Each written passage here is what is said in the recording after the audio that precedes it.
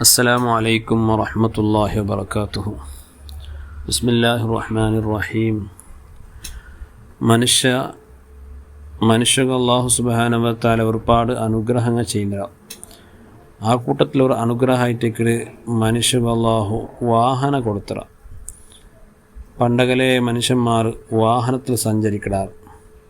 ഇപ്പത്തും ഫ്ലൈറ്റും ട്രെയിനും ഷിപ്പും അതുപോലെ ഇന്ന് ഞങ്ങളെ റോഡിൽ സഞ്ചരിക്കുന്ന വിവിധങ്ങളായ വാഹനങ്ങൾ ബലബേര നമുത്തെ കാറുകൾ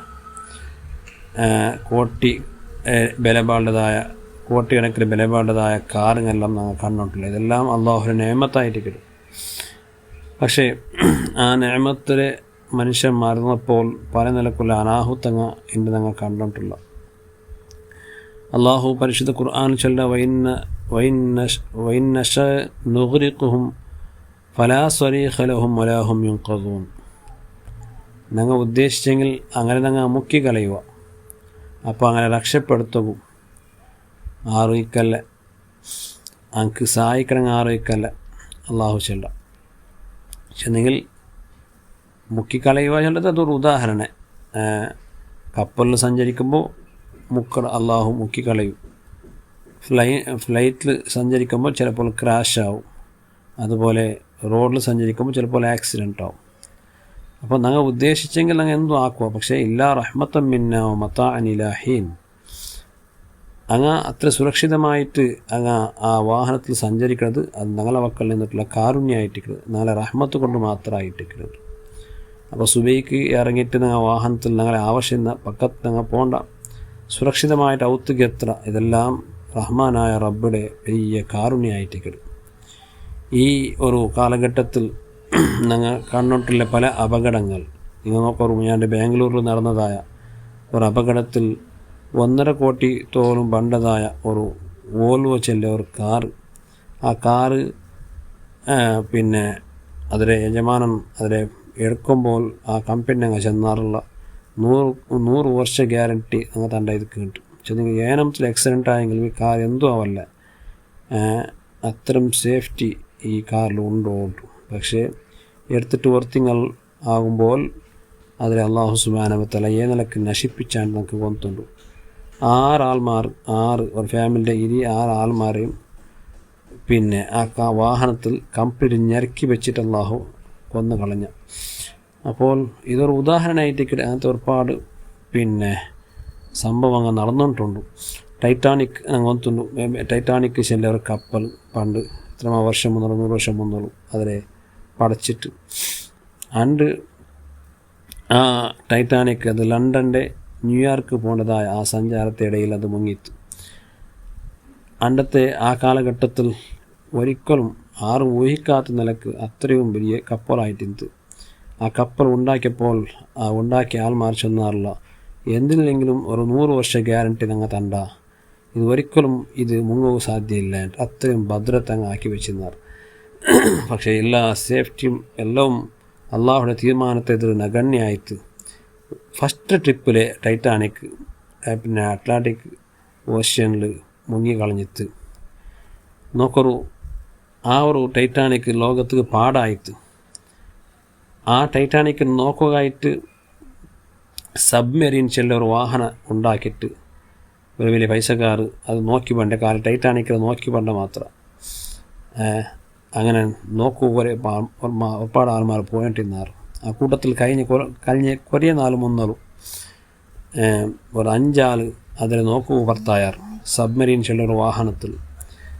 ആ ഒരു വെഹിക്കിൾ അത് ഭൂമിയിലടിക്ക് പോയിട്ട് ടൈറ്റാനിക്കിന് മുട്ട പോയിട്ട് ഒരു റൗണ്ട് അടിച്ച് പണ്ട അത്രയ്ക്ക് അങ്ങ് എടുക്കട ടിക്കറ്റ് ഒർത്തകു 2.5 കോടിയായി ടിക്കറ്റ് 2.5 കോടി.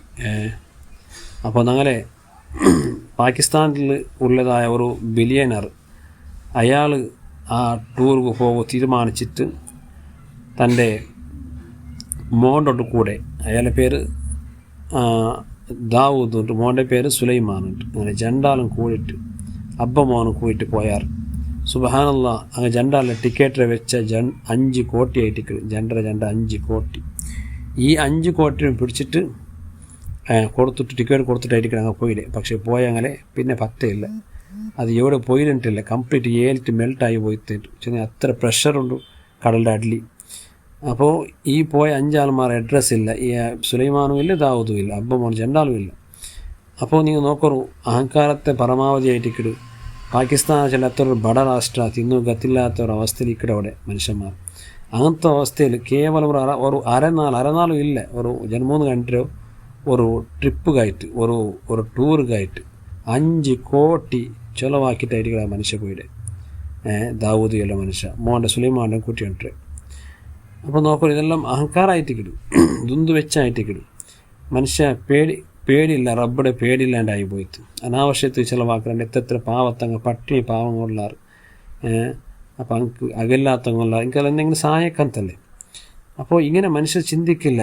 കോട്ടിയുടെ കാറിൽ പോകണം, പവർ നടിക്കണം, മനുഷ്യന്മാരുടെ വലിയ ആളുണ്ട് കാട്ടണം, ഇതേ ഉദ്ദേശമായിട്ടിരിക്കും. അപ്പോൾ അതെല്ലാം അള്ളാഹു പാടപടി പാട്ടുക. അപ്പോൾ അത് റബ്ബടെ പേടിച്ചിട്ട് അവൻ ചെയ്ത നിഅമത്തുകൾ ഞങ്ങൾ എന്താക്കണം, ഞങ്ങൾ എപ്പോഴും ശുക്ർ ചെയ്യണം. ഞങ്ങൾക്ക് എന്തെങ്കിലും നിഅമത്ത് അള്ളാഹു തന്നിട്ടുണ്ടെങ്കിൽ ಅದಕ್ಕೆ ഞങ്ങൾ തിരിച്ചിട്ട് ഞങ്ങൾ നന്ദി കാണിക്കൽ ഞങ്ങൾ മേലെ കടമയായിട്ടിരിക്കും.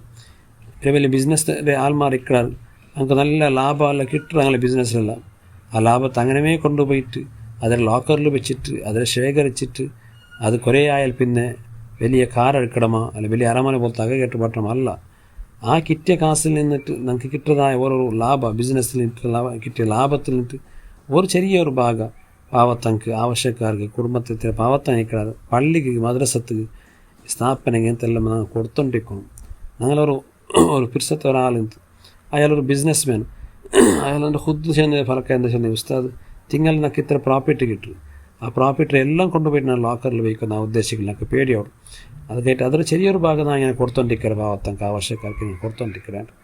അത് കാരണം എന്താ, അത് ഭദ്രതക്ക് ഈ ഞങ്ങൾ കെട്ടിവയ്ക്കുന്ന കാസ്തുക്ക് ഒരു ഭദ്രത്തായിട്ടിട്ട് ഈ ഞങ്ങൾ കൊടുക്കണത് അത് ഒരിക്കലും ഞങ്ങൾ മറക്കോ തീരാം. അതുകൊണ്ടും ആ റബ്ബുടെ വലിയൊരു പിന്നെ നിഅമത്തായിട്ടിട്ട് ഇത്തരത്തിലുള്ള വാഹനങ്ങളെല്ലാം, അതുപോലെ നമുക്ക് കിട്ടുന്നതായ സമ്പത്ത്, ഏതൊരു വാഹനത്തിലെങ്കിൽ എന്തെങ്കിലും കൂടെ പോകണമെങ്കിൽ ഫസ്റ്റായിട്ട് നാളെ വാഹനത്തെ സുരക്ഷിതയ്ക്കും നാളെ സുരക്ഷിതയായിട്ട് ആർക്കെന്തെങ്കിലും സ്വതക്ക ചെയ്യരുത്, പാവത്തങ്ങൾക്ക് എന്തെങ്കിലും കൊടുക്കരുത്. ഞങ്ങനെ തണ്ടാറ് ചെന്നൊരു കാത്തണ്ടിക്കുന്ന കുറേ മനുഷ്യന്മാർക്കാറ് അങ്ങക്ക് എന്തെങ്കിലും നമുക്ക് കൊടുത്തിട്ടായെങ്കിൽ അങ്ങനെ ദുവാ കിട്ടിയിട്ട് എന്തെങ്കിലും സംഭവിച്ചെങ്കിലും അങ്ങനെ നമുക്ക് ദ്വാർന്നുണ്ടിക്കിടാറ്. ഇങ്ങനത്തെ എന്താ ഒരാൾ നല്ല കഷ്ടത്തിൽ നമുക്ക് സഹായിച്ച ആൾ അതിലെന്തോ ഒരു കുടുങ്ങിയുള്ള അല്ല ആക്സിഡൻ്റ് ആയിട്ടില്ല വളച്ചവനായാലും ഈ കാക്ക് റബ്ബയെ ചെന്നിട്ട് അങ്ങ് മനസ്സ് പൊട്ടിട്ട് ദ്വാർക്കുമ്പോൾ ഞങ്ങൾക്ക് അവിടെ വലിയ മല പോലെ ബണ്ടത് മഞ്ഞ് പോലെ ആയി പോകേണ്ടത്, പിന്നെ ഞങ്ങൾ ഷെൽഡ അതുപോലെ ആയി പോകണ്ടു. അതുകൊണ്ടും ഈ വിഷയത്തെല്ലാം ഞങ്ങൾ ആലോചന ആക്കണം. അല്ലാഹു സുബ്ഹാനഹു വ തആല അത്തരത്തിലെല്ലാം പേടിക്കപ്പെട്ടതായ എല്ലാ ദുരന്തത്തിൽ നിന്ന് അല്ലാഹു നാളെ കാത്ത് രക്ഷിക്കട്ടെ. ആമീൻ. ബിഫദ്ലി സ്വല്ലല്ലാഹു അലൈഹി